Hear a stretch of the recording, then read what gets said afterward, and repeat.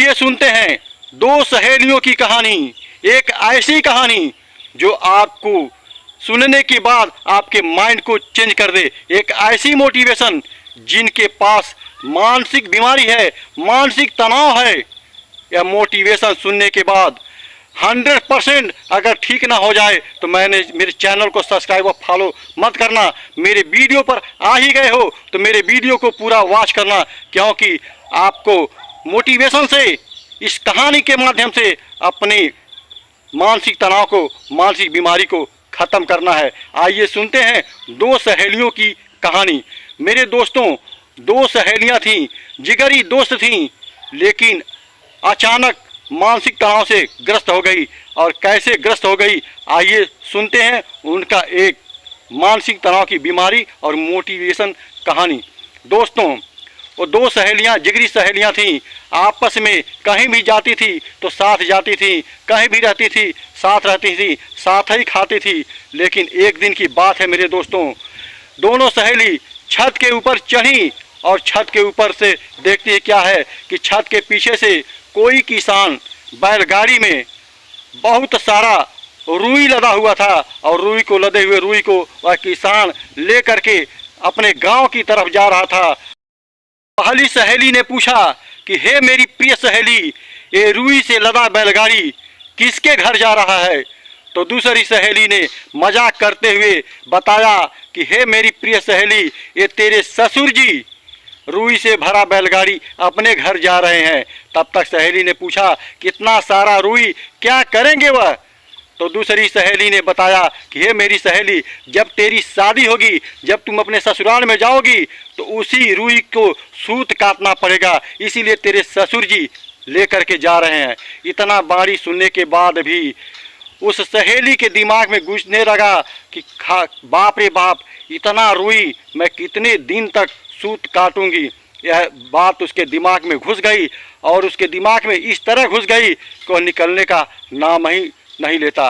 वह प्रतिदिन सोचने लगी कि मैं इतना सारा रुई का सूत कैसे काटूंगी, कैसे ख़त्म करूंगी, मैं तो परेशान हो जाऊंगी, मैं तो बोर हो जाऊंगी। ऐसा सोचते सोचते सोचते सोचते एक दिन वह मानसिक तनाव से ग्रस्त हो गई। बुखार चढ़ने लगा, बीमारियां फैलने लगा और खाना पीना छूटने लगा, सुख चैन छूटने लगा।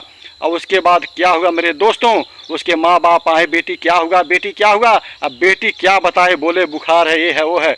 लेकिन किस वजह से उसे मानसिक तनाव ने घेरा है वह बता नहीं पाई।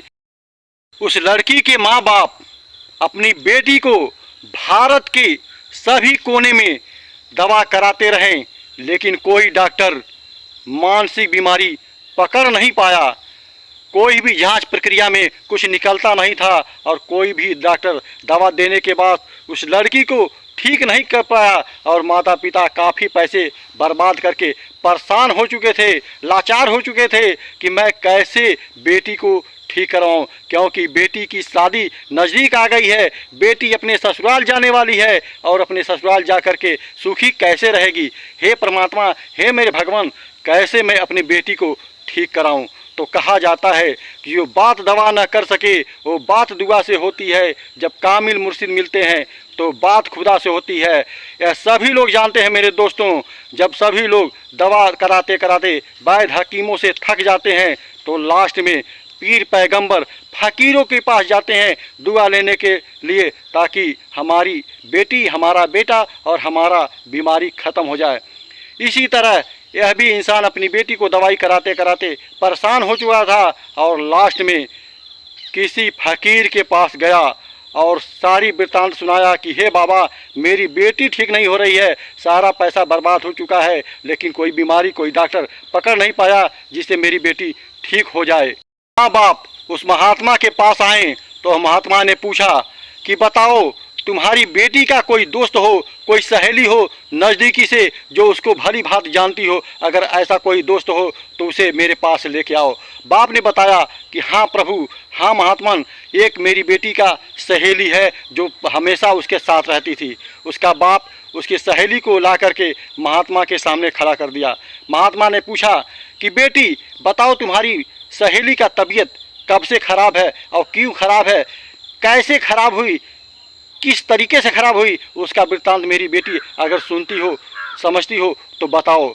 सहेली सोचने लगी कि मेरी सहेली का तबीयत कैसे खराब हुआ।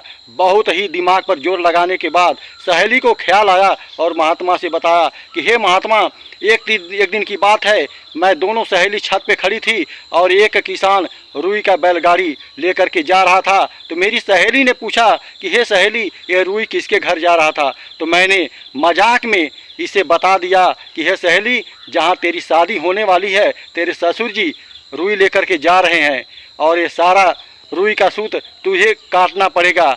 उसी दिन से मेरी सहेली सोचने लगी कि बाप रे, इतना सूत मैं कितने दिन तक काटूंगी। यही चीज़ उसके दिमाग में घुसते चला गया और मानसिक तनाव से ग्रस्त हो गया। इसी ने बीमारी पकड़ा है। आत्मा सारी मैटर को समझते हुए उस सहेली से बोला कि हे बेटी, तुम छत पर शाम को अपनी सहेली को लेकर के जाना और शाम को पश्चिम दिशा में कुछ आग लगाऊंगा, ढेर सारे खरपतवार इकट्ठा करके। और जैसे ही तुम्हारी सहेली पूछेगी कि देखो सहेली, भीषण आग लगी है, और तुम बता देना कि नहीं सहेली, आग नहीं लगी है, तुम्हारे ससुर जी जो रुई लेकर के जा रहे थे तुम्हें सूत काटने के लिए, वह सारा रुई जला दिया तुम्हारे ससुर ने। अब तुम्हें सूत नहीं काटना पड़ेगा, बस यही बताना, उसकी सारी बीमारी खत्म हो जाएगी।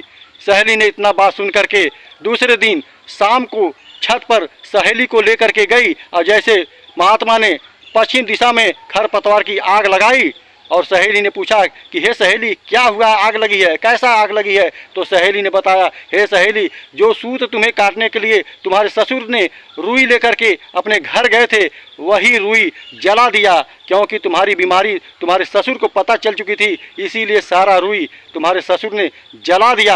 अब तुम्हें सूत नहीं काटना पड़ेगा। इतना सुन करके सहेली के दिल में चैन की राहत आई और कहने लगी कि बच गए, अब मुझे सूत नहीं काटना पड़ेगा।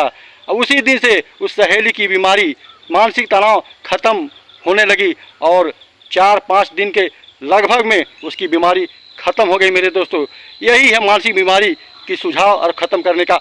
तो आप लोग वीडियो यहाँ तक देखकर समझ ही गए होंगे कि मानसिक बीमारी किस तरह ख़त्म किया जाता है। मेरे भाई बंधु, मेरे दादा काकी, मेरे सगे संबंधी जितने भी मेरे वीडियो देख रहे हैं, अगर जिनको भी मानसिक बीमारी से ग्रस्त हैं तो दवा दुआ कराने से पहले उस मानसिक बीमारी की गहराई तक जाओ, तह तक जाओ कि मानसिक बीमारी कैसे उत्पन्न हुई है। जब तक गहराई तक नहीं जाओगे तब तक आप लोगों की मानसिक बीमारी खत्म नहीं होगी। इसी तरह से अपनी वाणी को विराम देते हुए रिक्वेस्ट है, अगर यहाँ तक आप लोग वीडियो देख रहे हैं, हमारे वीडियो थोड़ा भी आपको दिल को भा गया हो और मोटिवेशन अच्छी लगी हो, तो मेरे दिल से दुआ देता हूँ, रिक्वेस्ट करता हूँ कि आप लोग अपनी ज़िंदगी को हंसी खुशी बिताते हुए मेरे चैनल को सब्सक्राइब करिएगा और मेरे वीडियो को शेयर करके जन जन तक फैलाइएगा, क्योंकि बहुत सारे लोगों के पास ये वीडियो जाएगा तो बहुत सारे लोगों का मानसिक तनाव ख़त्म होगी मेरे दोस्तों। और जिनकी मानसिक तनाव इस वीडियो से ख़त्म होगी वो भी मुझे दिल से दुआ देंगे और दिल से दुआ देंगे, हो सकता है मेरी भी लाइफ कुछ आगे बढ़ जाए।